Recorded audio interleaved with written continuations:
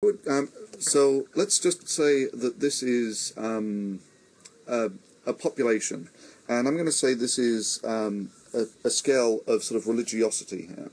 And I'm going to do this for Islam. Right? So this is all the people who believe in Muhammad, Allah, whatever, people that we might call Islam.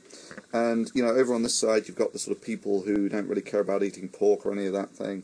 Then I'm going to guess somewhere in the middle here you've got the people who pray 5 times a day, and then, you know, it's exaggerated here for show, but you get on to the people who think their religion gives them, you know, the right to, you know, apply their censorship to the rest of the world, to kill people, and so on.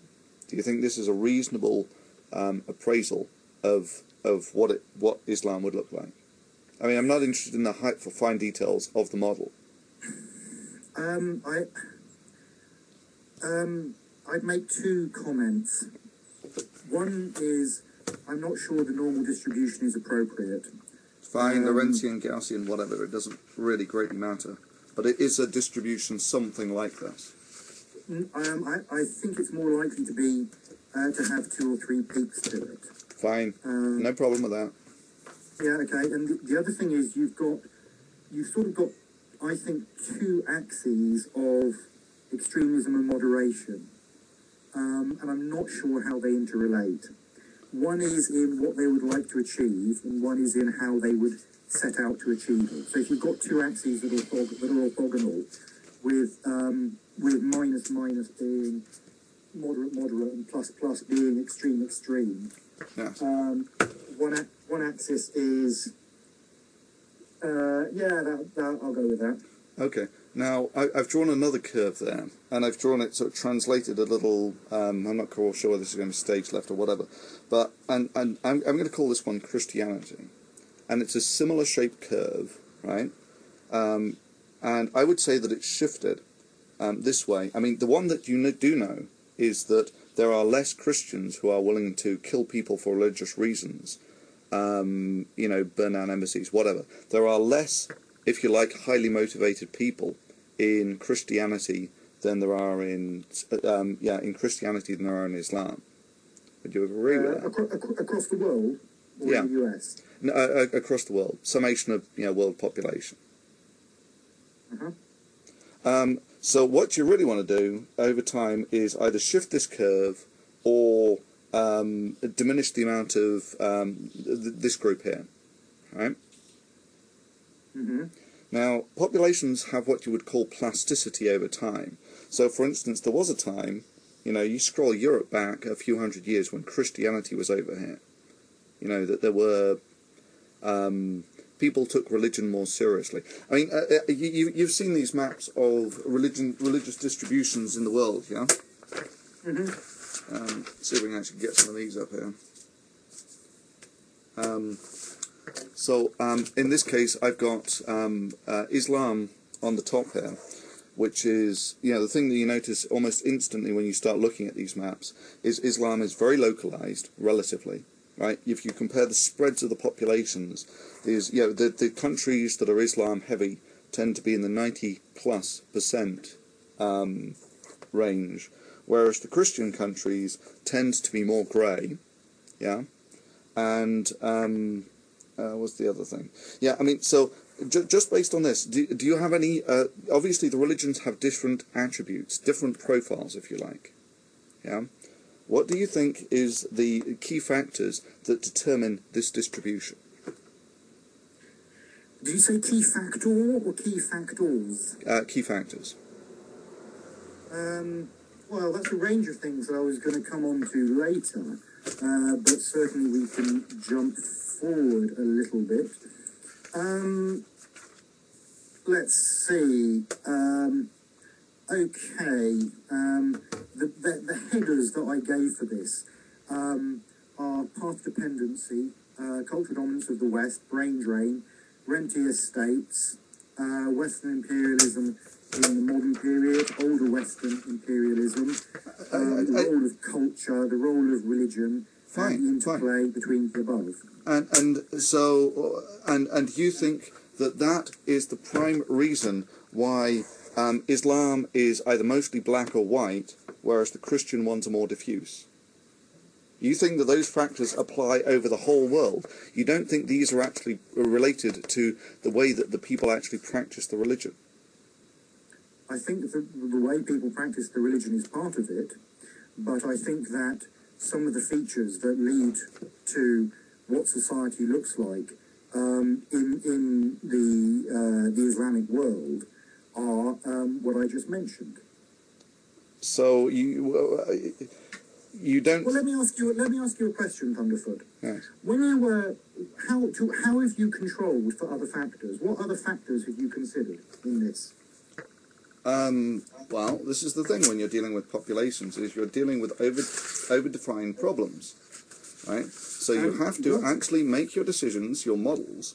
If you don't have a predictive model, then to a degree you've got nothing to really add here. You need to form a predictive model. And the thing about predictive models of societies and populations is you have to do it with diminished data. There isn't enough data to actually to absolutely define a solution, and if there was, we wouldn't even be having this discussion. So it's really now a question about model forming. Now, what I mean by Go on. What I mean by over-constrained is, or over-defined, is if you know there is a solution in parameter space, right? You might know, for instance, that it's not in this bit. You might know that it's not in this bit, right? And you might know that it's not in this bit. You don't know what the solution is, right? The solution might be a function, or it might be a point. You don't know what it is, but you know the region that it's in. Now, when you're dealing with societies, it's almost the diametric opposite of this, that you have almost no data whatsoever to actually form your models on. And so you have to base them on very simple things, like, for instance, this, right? Where you have, if you like, very few pieces of data that you can actually put to actually create a model. You say, well, I think it's going to be a sort of normal population distribution. You know that there are more folks who are likely to engage in sort of radical activity in the Islamic population than the Christian one, right? And from that, you can construct these very coarse-grained models, right? Now, if you don't construct a coarse-grained model and decide, you know that these things are plastic, you know they can change over time, and you know something about the dynamics of the plasticity of these things, right? So you need to actually decide, well, what are the attributes of Islam that you want to diminish, and what are the best ways to do that? Okay, I'm going to respond to that now. Okay, what I understand that to mean is that you haven't tried to accommodate, you haven't looked at economic factors, cultural factors, you haven't looked at the history of the place, you've just gone for religion, and you've looked to see if religion is the factor there. I haven't seen you do a test on it. Skeptical Engineer, as I said, did do that test. Yes. I suggest, as I said, if you haven't watched it, you watch the video, and that religion is part of it, Islam is part of it, but it's not all of it. It comes down to identifying. Right, hang on, Thunderfoot. Yes. So you haven't tried to look at the economics. You said that there isn't the data out there. That is. Let's see. For the model that I am forming here, I am trying to at the moment determine, right? I've got a map of the world. I've got a load of data here about the distributions of Islam and Christianity. These are two different religions. This is right? The thing, and are you saying that all of these, the reason gone in with the assumption that it's Islam? Okay, that's fair enough. You can do that and say, let's test this hypothesis. Fine. I haven't seen the null hypothesis, the alternative hypothesis from you. I haven't seen you do the statistical work. You've just said that I just told you can't. It's an over-defined system. Hang on. In some areas that's true. But I'm looking at the data sets at the moment from the World Bank, just for starters. The economic data sets there are enormous. We've got details on all sorts of information about it. Now, there are gaps. It's not perfect. We can make a bloody good start, and you haven't even made the attempt. Now, answer this question, Thunderfoot. What effect do you think that the rentier state phenomenon has had on the development of the greater Middle Eastern area? That what? So you're talking about what? Saudi, Iran, Iraq, and a few of the others, Qatar and whatever. No, the greater Middle East, Iran to the Atlantic. Iran to the Atlantic. Are these guys? The Maghreb, the Mashreq. I thought the rentier states were mostly the oil-rich ones. Yes, and I'm asking you to make a comparison. So it is just sort of Saudi, Iran, Iraq, and a few others around it that have the oil. Yes, and I'm asking you to compare that to the other states. Well, I'm not really seeing a change in the rentier states in the Islamic populations here. Yes, but I'm asking you to look at something beyond that. I'm asking you to look at the economy. Well, that's not what I'm trying to develop. Landon, I'm asking you. Landon, I started with this map for a reason. And the reason is that there is a very clear pattern with Islam that you don't see with Christianity. Could you bring up the same chart for Hinduism, please? No, because I didn't print it out for Hinduism. Yeah, enough said. What? No. Look, Landon, right, this is all about trying to establish, is it sensible to propose that there are properties to the religion that cause this pattern rather than this one? Okay, that is the number of people in the particular territory who subscribe to that particular religion, yeah? Yeah. And what you find is that with Islam, you have a very high proportion of countries where it is dominantly Islam. There is very little non-inhomogeneity within those populations. Okay, so in other words, the Islamic countries tend to be mostly black or white. What you've shown is, if I'm correct, is that Muslim countries Islamic countries tend to be, very highly Muslim, whereas other countries tend to be less so. Whereas if you Christian country has more other religions in it. Yeah. Okay, and what about Hinduism? I told you. Well, I'm not discussing Hinduism. I'm identifying. I'm bringing it up. Okay. What do you know about Hinduism? Well, I don't know, not a lot. Well, why did you bring it up? Because the point I'm trying to make here, Thunderfoot, is that it looks to me very much like you've gone out and with this idea that yes, based on the very coarse-grained observations that you can make. Okay, yes, all right. Muslim countries have a lot of Muslims in them.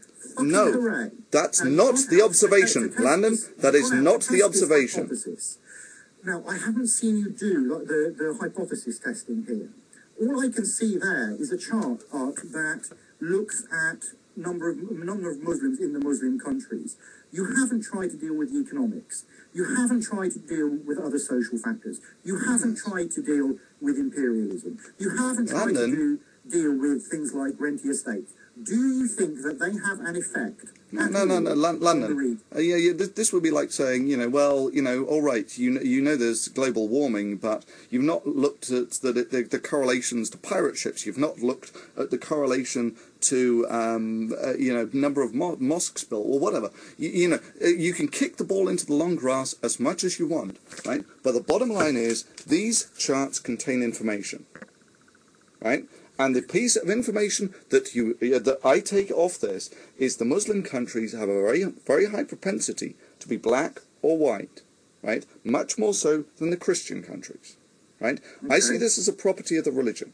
And if I were to propose a mechanism, I would say that there are aspects of the Islamic religion, as it is currently practiced in this black area here, which you can fairly easily draw a circle around on the map, right? There are aspects of the practice of the religion that make it congenial to producing almost completely Islamic countries.